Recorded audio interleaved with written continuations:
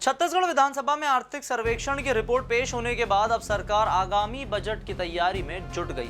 राज्य के वित्त मंत्री ओपी चौधरी 3 मार्च को विधानसभा में बजट पेश करेंगे, जिसके लिए व्यापक तैयारियां पूरी कर ली गई। यह बजट राज्य सरकार का दूसरा बजट होगा और इसमें 1,60,000 करोड़ से अधिक का प्रावधान होने की संभावना बताई जा रही है। पिछले साल 1,47,000 करोड़ का बजट पेश किया गया था, लेकिन इस बार सरकार इसे और अधिक समावेशी बनाने की योजना बना रही है। मुख्यमंत्री विष्णुदेव साय पहले ही स्पष्ट कर चुके हैं कि यह बजट सभी वर्गों के कल्याण को ध्यान में रखकर तैयार किया जाएगा। राज्य सरकार की ओर से यह भी संकेत दिए गए हैं कि विभिन्न योजनाओं में वित्तीय वृद्धि की जा सकती है और आम लोगों को राहत देने वाले निर्णय लिए जा सकते हैं। इस बार के बजट से लोगों को रोजगार, आवास, बुनियादी सुविधाओं और ग्रामीण विकास से जुड़े कई महत्वपूर्ण कदमों की उम्मीद है।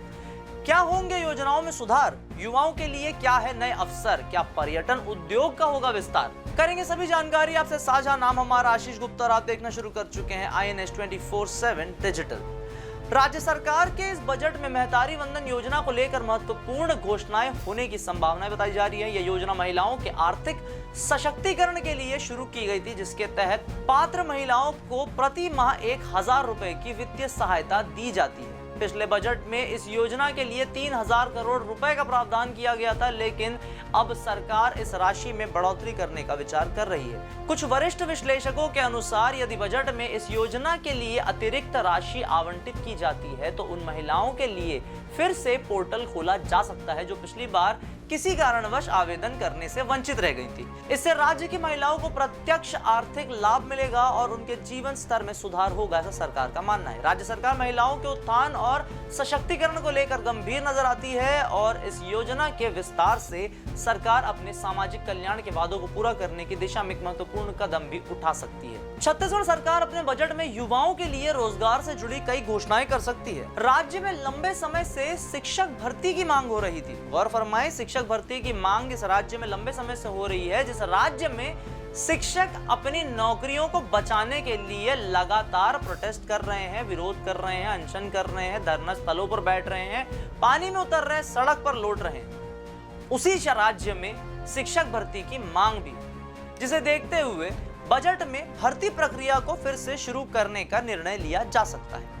इसके अलावा प्रदेश सरकार युवाओं को स्वरोजगार और स्टार्टअप की दिशा में प्रोत्साहित करने के लिए भी कई महत्वपूर्ण कदम उठा सकती है। प्रदेश में कोवर्किंग स्पेस और फ्री वाईफाई सुविधा की संभावनाएं भी जताई जा रही हैं। ऐसी कुछ हवाओं में बातें हैं। हो सकता है कि इस बार बजट सत्र में ये सारी चीजें भी उठें जिन पर समाधान मिले और बहुत सी चीजें मॉडर्नाइजेशन की तरफ हमारा modern city, smart city Raipur भी बढ़ने लगे, जिससे डिजिटल युग में युवाओं को कई नए अवसर मिलेंगे। सरकार पहले ही प्रत्येक जिले में लाइब्रेरी खोलने की घोषणा कर चुकी है, जिसे शिक्षा और रोजगार के क्षेत्र में नए अवसर सृजित किए जा सके। इसके साथ ही स्टार्टअप के लिए वित्तीय सहायता और बिजनेस लोन की सुविधाएं भी दी जा सकती हैं, ताकि युवा खुद का व्यवसाय शुरू कर सके और आत्मनिर्भर बने। सरकार यह सुनिश्चित करना चाहती है कि राज्य के युवा सरकारी नौकरियों के अलावा निजी क्षेत्र में भी रोजगार के लिए विकल्पों का लाभ उठा सके।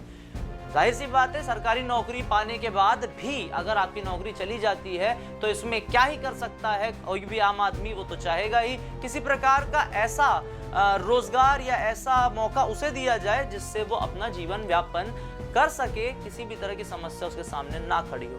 इसलिए हो सकता है छत्तीसगढ़ सरकार ये भी देखते हुए, ये भी सोचते हुए युवाओं के लिए कदम उठाना चाहती है कि नौकरियां देने से ज्यादा अच्छा इन्हें स्वरोजगार बनाने की ओर दिशा में, स्वरोजगार बनाने की दिशा में, आत्मनिर्भर करने की दिशा में युवाओं को समर्थन दिया जाए। आगे चलते हैं, देखते हैं कि पर्यटन उद्योग के लिए क्या है। राज्य सरकार अपने बजट में पर्यटन क्षेत्र को भी बढ़ावा देने की योजना बना रही है। छत्तीसगढ़ प्राकृतिक और धार्मिक पर्यटन की दृष्टि से समृद्ध राज्य है, लेकिन अब इस क्षेत्र को वह बढ़ावा नहीं मिल पाया जो इसे मिलना चाहिए था। जाहिर सी बात, लेकिन छत्तीसगढ़ को पर्यटन की नजर से बहुत ज्यादा देश में नहीं जाना जाता है। लोग जानते जरूर है, लेकिन जितना इसे मिलना चाहिए था उसे नहीं मिल पाया है। इस वजह से भी शायद मुख्यमंत्री विष्णुदेव साय खासतौर पर बस्तर क्षेत्र पर ध्यान केंद्रित कर रहे हैं। लगातार हम देख रहे हैं कि नक्सलियों के खिलाफ अभियान जारी हो रहे हैं, नक्सलियों को हटाया जा रहा है ताकि लोगों की आवाजाही बनाई जा सके, पर्यटन में भी सुधार हो, लोग देख सके कि छत्तीसगढ़ की खूबसूरती क्या है। क्योंकि जहां पर्यटन को विकसित करने की व्यापक संभावनाएं मौजूद हैं, वहां पर नक्सलियों ने अपना गढ़ भी बना रखा है। इसी बात को लेकर जब विश्लेषकों से बात की गई तो उन्होंने कहा, सरकार इस बार पर्यटन को लेकर कुछ घोषणाएं कर सकती है। बस्तर क्षेत्र में पहले नक्सलवाद के कारण पर्यटन को अपेक्षित प्रगति नहीं मिल सकी थी, जैसे हमने आपको बताया, लेकिन अब जब नक्सली संगठन को पकड़कर कमजोर किया जा रहा है तो सरकार इस क्षेत्र में इसे एक पर्यटन हब के रूप में भी विकसित करने की रणनीति बना सकती है। पर्यटन विकास से न केवल राज्य को आर्थिक लाभ होगा बल्कि स्थानीय लोगों को भी रोजगार के नए अवसर मिलेंगे। आत्मनिर्भरता के साथ साथ वो भी अपना बिजनेस, अपना व्यवसाय चला पाएंगे।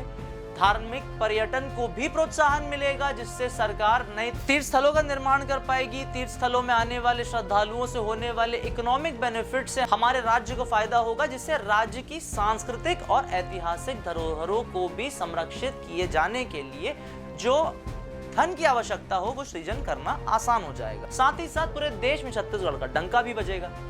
तो इस प्रकार से कुछ पर्यटन के लिए सरकार ने सोचा हुआ है। अब छत्तीसगढ़ में भाजपा सरकार बनने के बाद किसानों से किए गए वादों को पूरा करने के लिए सरकार लगातार प्रयास कर रही है। इस बजट में किसानों के लिए विशेष योजनाओं की घोषणा की जा सकती है, जिससे कृषि को एक लाभदायक व्यवसाय बनाया जा सके। मुख्यमंत्री विष्णुदेव साय सरकार ग्रामीण अर्थव्यवस्था को सशक्त बनाने के लिए नई योजनाओं पर काम कर रही है और इस बजट में ऐसी नीतियां लाई जा सकती हैं जो किसानों की आय में वृद्धि करें।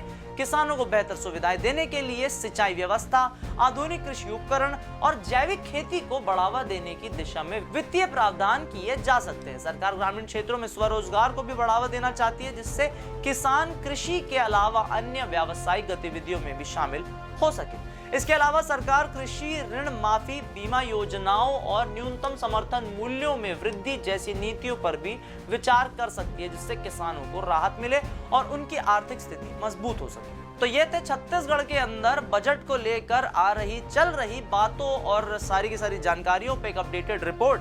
अब इंतजार करना होगा 3 मार्च का, जब ये बजट होगा पेश, और देखना है कि क्या क्या मिलता है छत्तीसगढ़ को। तो वीडियो अगर आपको पसंद आई हो इसे लाइक करें, शेयर करें, अपने दोस्तों को अवेयर करें, चैनल को फॉलो सब्सक्राइब करना ना भूलें।